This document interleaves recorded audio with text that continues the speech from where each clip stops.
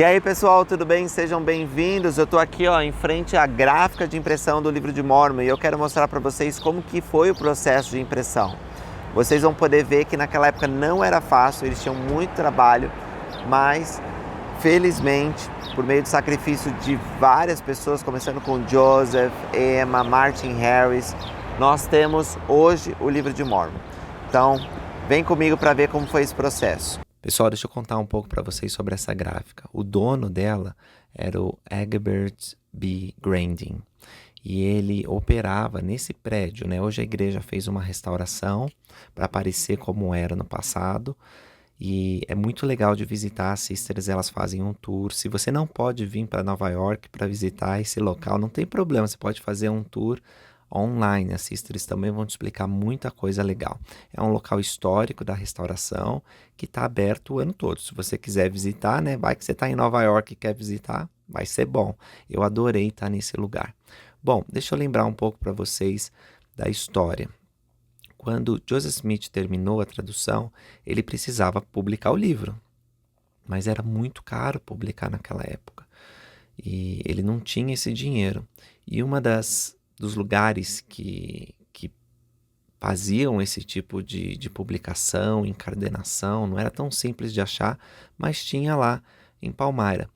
E o Grandin, ele concordou em imprimir esses livros, apesar, né, da reputação de Joseph Smith que não estava boa, desde que pagasse $3.000. Agora, $3.000 naquela época equivale a hoje a mais de $80.000.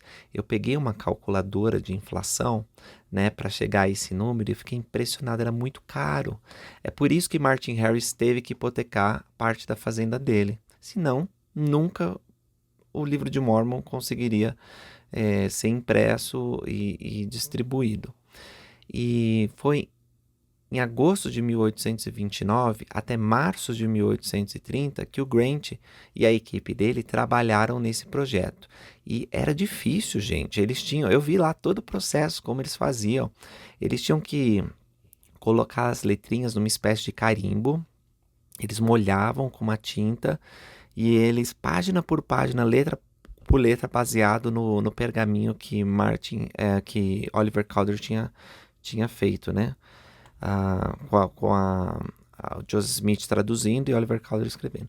E aí eles batiam isso na folha, e era uma folha grande, várias páginas estavam naquela folha, deixavam secar, aí eles dobravam e cortavam, e depois de fazer isso, se não me engano, cabia 16 páginas numa folha, eu não sei bem, até tem lá umas réplicas para a gente poder brincar, né? E eu trouxe uma aqui em casa.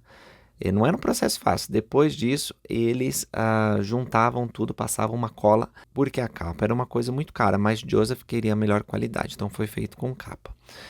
E hoje o livro de Mormon está disponível em mais de 100 idiomas, né? E mais de 176 milhões de cópias já foram impressas e distribuídas. Pensar que o livro chegaria a tantos idiomas e a tantas cópias era uma coisa bem real. Talvez o profeta Joseph Smith soubesse, né? A cópia que foi usada aqui era uma segunda cópia, porque a cópia original ficava na casa dos Smith, por segurança. E Hiram Smith, ele visitava a gráfica quase que todo dia para supervisionar o trabalho. Como eu falei para vocês, era um processo lento, bem trabalhoso. O tipógrafo, ele tinha que colocar cada letrinha em uma bandeja de mão. E essas linhas tipográficas, elas eram então transferidas para um formulário, que no caso do livro de Mormon, incluía 8 páginas. Para compilar as coisas, o manuscrito original não incluía pontuação ou parágrafos. Hiram permitiu que o tipógrafo acrescentasse a pontuação e os parágrafos.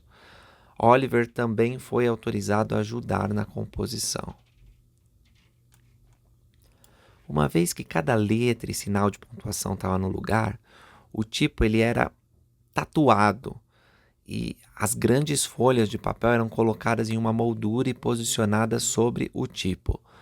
Puxava-se então uma alavanca, que era bem pesada, de ferro, sobre o papel do tipo. Esse processo ele foi repetido 5.000 vezes e cada folha foi pendurada para secar. Em seguida, o processo foi repetido para o verso dessa folha. As 16 páginas resultantes foram dobradas e costuradas no livro e cortadas no tamanho certo quando ele foi encardenado. A unidade de 16 páginas é chamada de assinatura. O livro de Mórmon incluiu cerca de 35 assinaturas.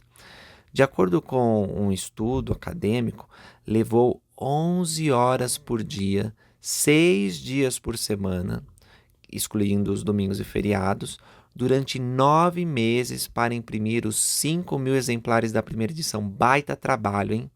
Quase 600 páginas por cópia. Isso é quase 3 milhões de páginas. Gente, para a tecnologia daquela época foi um trabalhão. Então até estou pensando agora que o dinheiro pago tinha que ser isso mesmo, porque são meses de trabalho. Quando o livro de Mórmon estava pronto, isso foi no dia 19 de março de 1830, o jornal de Palmyra publicou um anúncio que dizia: somos solicitados a anunciar que o livro de Mórmon está pronto para venda em uma semana. Vai estar pronto para venda em uma semana, né? E aí, depois de uma semana mesmo, ficou pronto. E os missionários levaram esses primeiros exemplares do livro de Mórmon para cidades e regiões vizinhas. Foi o instrumento missionário deles. E o livro de Mórmon, vocês sabem, era fundamental. É a pedra angular de nossa religião. Sem o livro de Mórmon, não poderia haver a igreja. E o presidente Joseph F. Smith, ele comprou a impressora, né, que está lá no Centro de Visitantes, em 1906. Porque ele tinha um movimento naquela época que ele estava comprando vários lugares que são importantes na história da igreja para preservar essa história e a herança da igreja. Então, uma réplica dessa impressora, ela também está em exibição em Palmyra, Nova York, né, que tem um centro de visitantes. O que vocês acharam disso, pessoal? Gostaram desse vídeo? Vou trazer mais para vocês sobre o conteúdo da restauração quando eu estava visitando esses lugares incríveis da história da igreja. Obrigado por assistirem, não esquece aí de deixar seu comentário. Tchau, tchau!